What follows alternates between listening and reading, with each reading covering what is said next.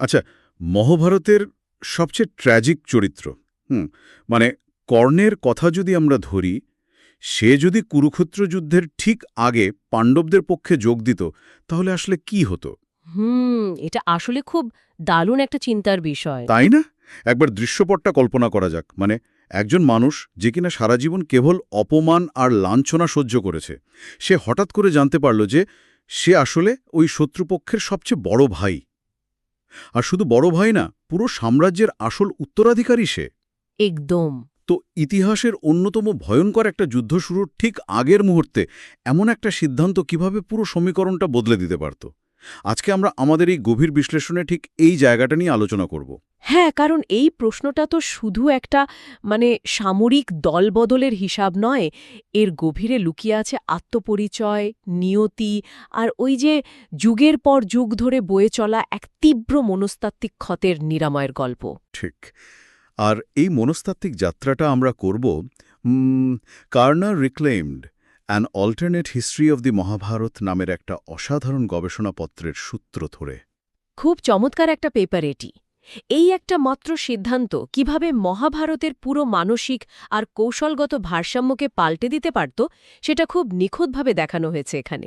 আসলে কর্ণের সারা জীবনের সবচেয়ে বড় ক্ষতটাই তো ছিল তার ওই সারথি পুত্র তকমা। মানে জন্মের পর থেকেই প্রত্যাখ্যাত হওয়ার যে একটা মানসিক ট্রমা, সেটা কিভাবে তাকে দুর্যোধনের প্রতি এমন একটা অন্ধ আনুগত্যের দিকে ঠেলে দিল, যেখান থেকে বের হওয়াটা তার জন্য প্রায় অসম্ভব হয়ে দাঁড়িয়েছিল। কর্ণের এই আনুগত্যের মেকানিজমটা বুঝতে হলে আমাদের আসলে তার ভেতরের ওই শূন্যতাটাকে বুঝতে হবে। ধরুন, যখন একটা সমাজ কাউকে তার যোগ্যতা দিয়ে বিচার না করে কেবল জন্ম পরিচয় দিয়ে বিচার করে আর তাকে বারবার জনসম্মুখে অপমান করে। হ্যাঁ, তাকে তো পদে পদে অপমানিত হতে হয়েছে। ঠিক তাই। তখন সেই মানুষটির ভেতরে এক ধরনের ভ্যালিডেশন, স্বীকৃতির একটা তীব্র ক্ষুধা তৈরি হয়। ওই যে গুরু দ্রোণের অস্ত্র প্রদর্শনী সভার কথা ভাবুন একবার। অর্জুনের সমান বা তার চেয়েও বেশি যোগ্যতা সম্পন্ন হওয়া সত্ত্বেও কৃপাচার্য আর ভীম তাকে সেখানে চরম অপমান করলেন। হ্যাঁ, ওই বংশ পরিচয় নিয়ে খোঁটা দেওয়া হলো। একদম। আর ঠিক সেই মুহূর্তেই কিন্তু দুর্যোধন এগিয়ে এসে তাকে অঙ্গরাজ্যের রাজা বানিয়ে দিলেন। দুর্যোধনের এই কাজটা কর্ণের মস্তিষ্কে এক ধরনের সার্ভাইভাল লয়্যাল্টি তৈরি করেছিল, টিকে থাকার জন্য একটা আনুগত্য। ও আচ্ছা, দুর্যোধন তাকে শুধু রাজত্ব দেননি, সেই সম্মানটা দিয়েছিলেন যা পুরো সমাজ তাকে দেয়নি। ঠিক ধরেছেন। দুর্যোধন তাকে একটা আত্মমর্যাদা দিয়েছিলেন। ব্যাপারটা হচ্ছে, এটা কিন্তু আমাদের বর্তমান জীবনের সাথেও খুব দারুণভাবে মিলে যায়। আমরা অনেক সময় দেখি মানুষ হয়তো কোনো খুব টক্সিক একটা কর্মক্ষেত্রে অথবা কোনো ধ্বংসাত্মক সম্পর্কে বছরের পর বছর পড়ে থাকে। হ্যাঁ, এটা খুব সাধারণ একটা সাইকোলজি। তারা হয়তো জানে যে বিষয়টা তাদের জন্য ক্ষতিকর, কিন্তু অতীতে ওই মানুষটা হয়তো কোনো বিপদের দিনে তাদের পাশে দাঁড়িয়েছিল, যার ফলে তারা একটা অদ্ভুত অন্ধ কৃতজ্ঞতা বোধে আটকে যায়। কর্ণের ক্ষেত্রেও বিষয়টা তেমনই মনে হচ্ছে। সে বুঝতে পারছিল দুর্যোধনের পথটা ধ্বংসের, কিন্তু ওই ঋণের দায় আটকে ছিল। অত্যন্ত চমৎকার একটা পয়েন্ট তুলেছেন। কর্ণের এই মানসিক দ্বন্দ্বটাই তাকে মহাভারতের সবচেয়ে মানবিক চরিত্রে পরিণত করেছে। সে যুধিষ্ঠিরের ধার্মিকতাকে সম্মান করত, ভীমের শক্তির কদর করত, কিন্তু ওই যে আপনি বললেন, কৃতজ্ঞতার এক অদৃশ্য শৃঙ্খল। ঠিক। তো এই বিকল্প ইতিহাসের সবচেয়ে বড় বাঁকবদলটা তাহলে কখন ঘটে? বাঁকবদলটা ঘটে যখন স্বয়ং কৃষ্ণ যুদ্ধের আগে কর্ণের কাছে আসেন আর তাকে তার জন্মের প্রকৃত সত্যটা জানান। কৃষ্ণ শুধু এটাই জানান না যে সে কুন্তির প্রথম সন্তান, বরং তিনি তাকে পুরো সাম্রাজ্যের প্রস্তাবও দেন। কিন্তু এখানে তো একটা চমকপ্রদ ব্যাপার আছে, তাই না? গবেষণাপত্র অনুযায়ী কর্ণ কিন্তু শুধু এই সিংহাসনের লোভে পাণ্ডবদের পক্ষে যোগ দেওয়ার সিদ্ধান্ত নেয় না। একদমই না। তাহলে কর্ণের এই মত পরিবর্তনের পেছনের আসল মনস্তাত্ত্বিক কারণটা কি ছিল? কারণ এত বছরের একটা মজ্জাগত আনুগত্য তো শুধু সিংহাসন পাওয়ার লোভে ভেঙে পড়ার কথা নয়। আসলে এখানে কৃষ্ণ কর্ণের সামনে ধর্ম বা ন্যায়ের একদম নতুন একটা সংজ্ঞা দাঁড় করান। কৃষ্ণ তাকে বোঝান যে অন্ধ আনুগত্য কখনো সত্যের চেয়ে বড় হতে পারে না। হুম ব্যক্তিগত ঋণ আর বৃহত্তর মঙ্গলের মধ্যে একটা পার্থক্য তৈরি করে দেন। হ্যাঁ, কৃষ্ণ বোঝান যে দুর্যোধনের প্রতি কর্ণের যে ঋণ, সেটা শোধ করতে গিয়ে সে যদি হাজার হাজার নিরাপরাধ মানুষের মৃত্যুর কারণ হয়, তবে সেটা কোনোভাবেই ধর্ম হতে পারে না। এই বিকল্প ইতিহাসে কর্ণ বুঝতে পারে যে ব্যক্তিগত কৃতজ্ঞতা বা ইগোর চেয়ে সামষ্টিক মঙ্গল অনেক বড়। আর ঠিক এই জায়গাটা থেকেই তো আসলে ওই মানসিক নিরাময়ের শুরুটা হয়, তাই না? মানে নিজের আজন্ম লালিত হীনমন্যতার বৃত্ত থেকে বেরিয়ে আসা। একদম তাই। তো এই নিরাময়ের প্রক্রিয়ায় সবচেয়ে প্রথম এবং সবচেয়ে আবেগঘন যে প্রভাবটা পড়ে তা তো তার মা কুন্তির উপর।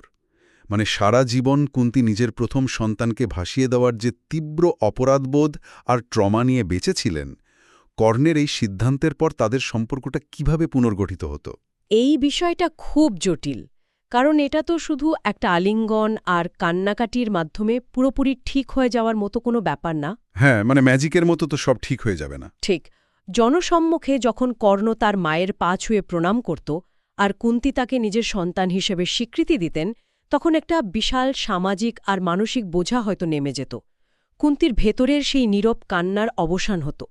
কিন্তু গবেষণাপত্রটি খুব সূক্ষ্মভাবে দেখায় যে একটা আনুষ্ঠানিক নিরাময় আর ভেতরের ব্যক্তিগত নিরাময় কিন্তু এক জিনিস নয়।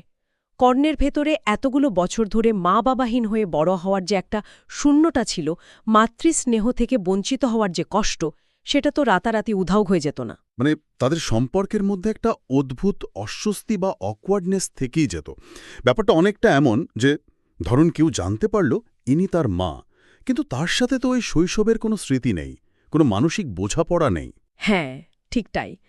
কুন্তিকেও প্রতিনিয়ত এই নতুন বাস্তবতার সাথে খাপ খাওয়াতে হতো। তাকে বুঝতে হতো যে তার সামনে দাঁড়িয়ে থাকা মানুষটি শুধু তার হারানো সন্তান নয়, সে এখন একজন পূর্ণবয়স্ক পরিণত যোদ্ধা, যার নিজস্ব কিছু বিশ্বাস আছে, ক্ষোভ আছে। কিন্তু অন্তত জনসম্মুখে ওই স্বীকৃতির মাধ্যমে তাদের সম্পর্কের দেয়ালটা তো ভেঙে যেত, তাই না? একদম। নতুন করে সম্পর্ক গড়ে তোলার একটা শক্ত ভিত্তি তৈরি হতো সেখানে। আচ্ছা, মায়ের সাথে সম্পর্কের এই রেশ ধরেই তো ভাইদের প্রসঙ্গটা আসে।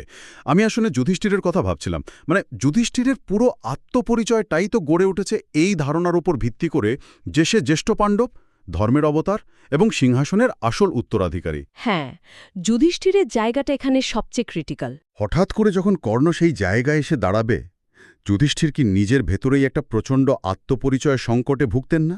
যুধিষ্ঠিরের মনস্তত্ত্ব এখানে অত্যন্ত আকর্ষণীয়। তার আইডেন্টিটি ক্রাইসিসটা হতো দ্বিমুখী। মানে প্রথমত, সে যখন জানত যে তার পরম শত্রু, যাকে সে প্রতিনিয়ত ভয় পেয়েছে আর ঘৃণা করেছে, সেই আসলে তার আপন বড় ভাই, তখন তার নৈতিক সত্তা প্রচণ্ডভাবে নাড়া খেত। কারণ যুধিষ্ঠিরের মূল ভিত্তিই তো ধর্ম। ভাইয়ের বিরুদ্ধে অস্ত্র ধরা তার কাছে চরম অধর্ম মনে হতো। একদম ঠিক। আর দ্বিতীয়ত, ওই যে আপনি বললেন সিংহাসনের উত্তরাধিকার। যুধিষ্ঠির হয়তো গভীর অনুশোচনায় আর সম্মানস্বরূপ মুহূর্তের মধ্যেই সিংহাসনটা জ্যেষ্ঠ ভ্রাতা কর্ণের হাতে তুলে দিতে চাইত। কিন্তু এর ফলে তার নিজের অস্তিত্বের উদ্দেশ্যটা কি, সেই প্রশ্নটা তাকে কুড়ে কুড়ে খেত। যুধিষ্ঠিরের এই সমর্পণ হয়তো নকুল আর সহদেবের জন্য মেনে নেওয়া বেশ সহজ হতো। মানে সহদেবের মতো প্রজ্ঞাবান মানুষ হয়তো একে নিয়তির একটা অমোঘ বিধান হিসাবেই গ্রহণ করে নিত। কিন্তু এখানে তো একটা বিশাল কাঁটা রয়ে গেছে, ভীম। হ্যাঁ, ভীমের ব্যাপারটা তো পুরোপুরি আলাদা।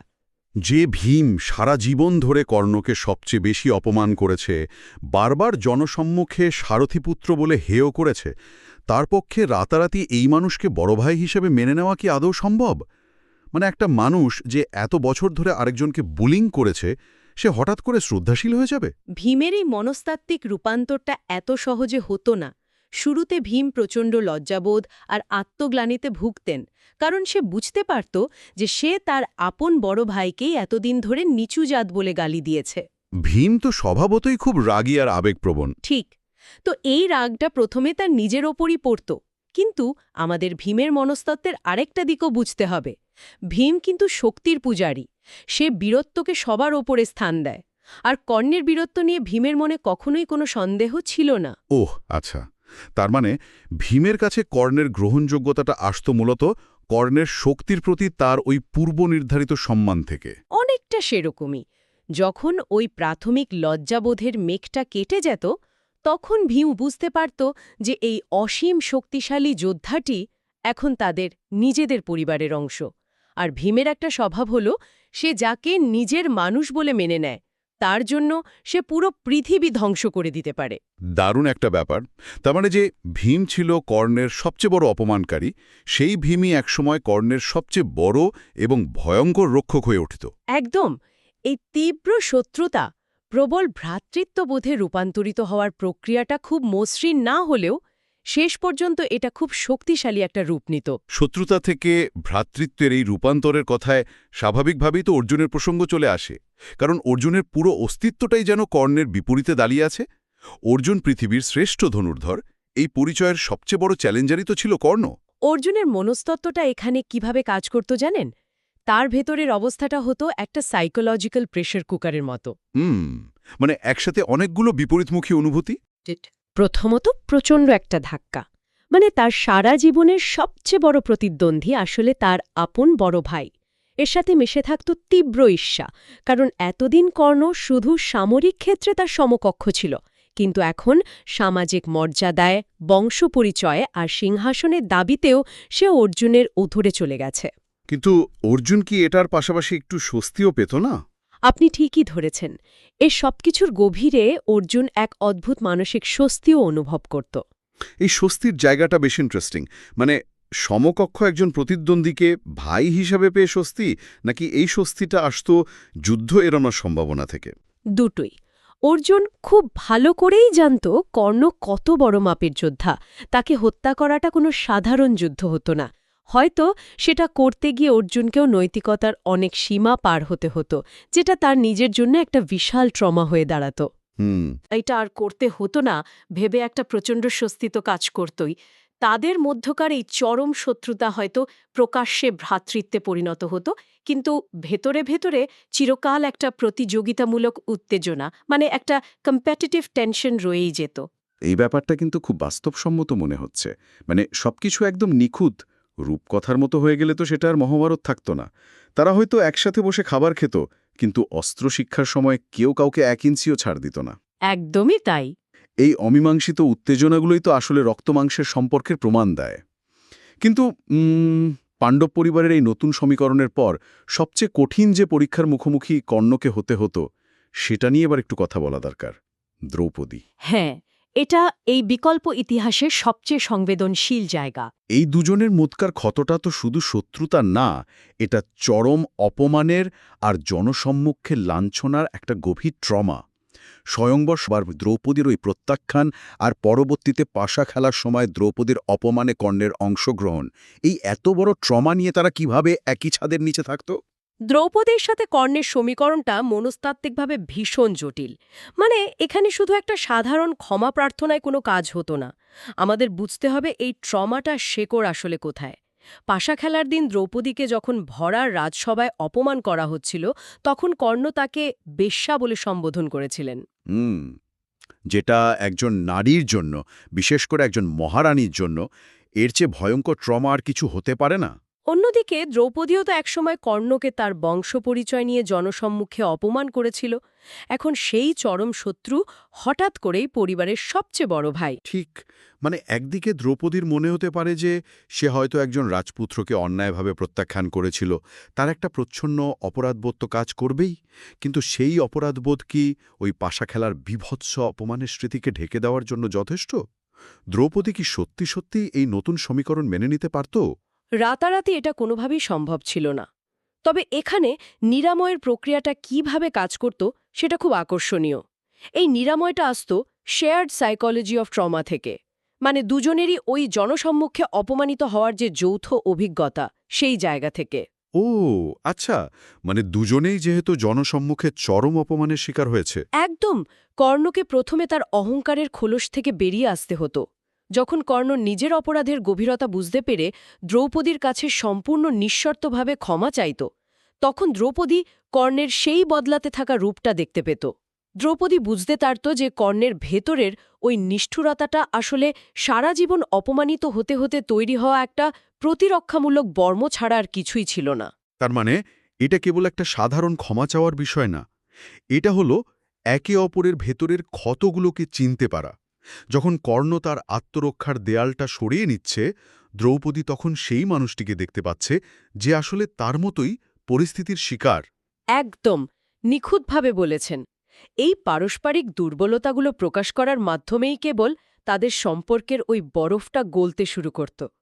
দুজনের কেউই তাদের অতীতের সেই চরম অপমানগুলো ভুলতে পারত না ঠিকই, কিন্তু ধীরে ধীরে সময়ের সাথে সাথে তাদের মধ্যে একটা গভীর পারস্পরিক সম্মান তৈরি হতো। কারণ তারা দুজনেই তো জানত জনসম্মুখে অপমানিত হওয়ার যন্ত্রণাটা ঠিক কতটা ভয়ঙ্কর। হ্যাঁ, ঠিক তাই। আচ্ছা, পাণ্ডব শিবিরের এই ক্ষত নিরাময়ের চিত্রটা তো আমরা দেখলাম, যেখানে চরম শত্রুটা ধীরে ধীরে একটা জটিল কিন্তু বাস্তবসম্মত পারিবারিক বন্ধনে পরিণত হচ্ছে। কিন্তু এই নিরাময় তো আর শূন্যে ঘটছে না। পাণ্ডব শিবিরে ক্ষত সারার অর্থ হল নদীর ওই পারে মানে কৌরব শিবিরে একটা বিরাট শূন্যতা তৈরি হওয়া। এটা একটা বিশাল টার্নিং পয়েন্ট। আমরা তো জানি যে কর্ণ কেবল দুর্যোধনের একজন সেনাপতি ছিল না, সে ছিল তার প্রধান মানসিক অবলম্বন। কর্ণের এই দলত্যাগে দুর্যোধনের মানসিক পতনটা ঠিক কিভাবে ঘটত? দুর্যোধনের জন্য এটা হতো এক চরম মনস্তাত্ত্বিক ধ্বংসযজ্ঞ। মানে দুর্যোধনের সমস্ত আত্মবিশ্বাস, তার ওই আস্ফালন, এমনকি পাণ্ডবদের বিরুদ্ধে তার টিকে থাকার যে সাহস, সবকিছুর কেন্দ্রেই তো ছিল কর্ণ। কর্ণের দলত্যাগের খবরটা পাওয়ার পর দুর্যোধনের মনস্তত্ত্ব এমনভাবে ভেঙে পড়ত যে সে বাস্তবতার জ্ঞানই হারিয়ে ফেলত।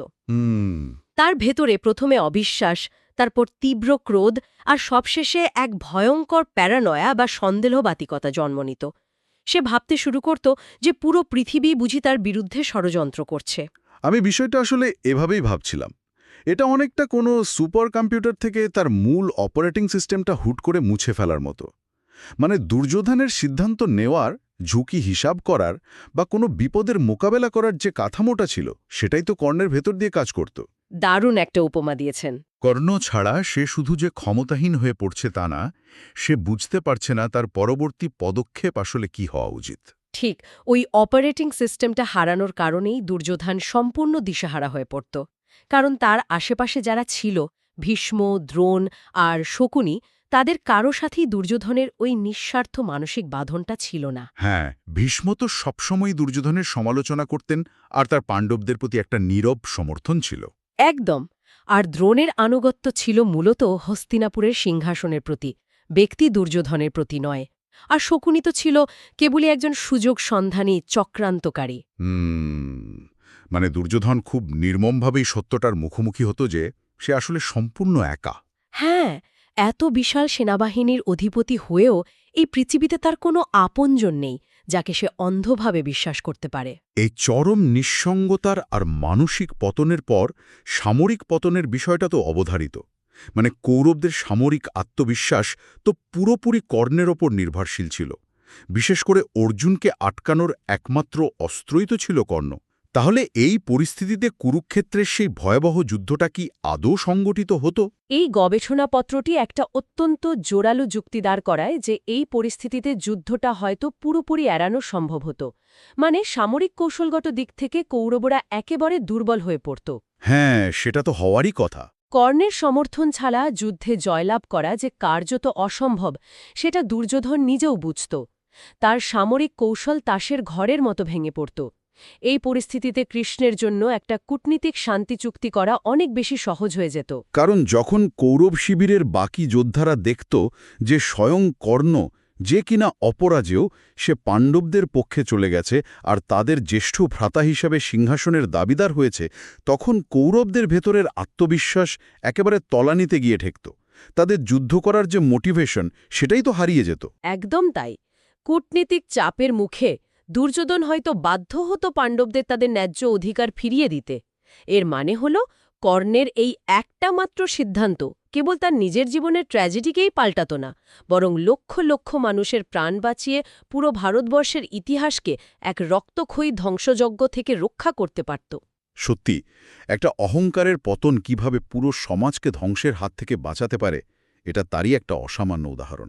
হ্যাঁ, নিয়তি কিভাবে মানুষের একটা মাত্র পছন্দের কাছে হার মানতে পারে, এটা ভাবলে অবাক হতে হয়। আমরা যদি আমাদের আজকের এই পুরো আলোচনার সারমর্ম টানি, কর্ণের নিজের পরিচয়ের সত্যকে মেনে নেওয়ার সিদ্ধান্ত কিভাবে মহাভারতের সবচেয়ে গভীর মনস্তাত্ত্বিক ক্ষতগুলোকে নিরাময় করতে পারত, এটা কিভাবে ভাইদের মধ্যে একটা জটিল কিন্তু সম্মানজনক সম্পর্ক তৈরি করত। দ্রৌপদীর মতো চরিত্রের গভীর ট্রমাকে ধীরে ধীরে সারিয়ে তুলত। আর অন্যদিকে দুর্যোধনের অহংকার আর আত্মবিশ্বাসের ভিত্তিটাকে গুড়িয়ে দিয়ে একটা অনিবার্য যুদ্ধকে থামিয়ে দিতে পারত।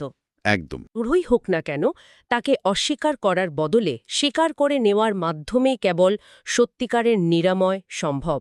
মানে অতীতকে মুছে ফেলে নয়, বরং অতীতের ক্ষতগুলোকে বুঝতে পারার মাধ্যমেই আমরা ভবিষ্যতে নতুন পথ তৈরি করতে পারি। আর ঠিক এই জায়গা থেকেই আমি আমাদের এই গভীর বিশ্লেষণটি শেষ করার আগে একটু ভিন্ন ভাবনার খোরাক রেখে যেতে চাই সবার জন্য।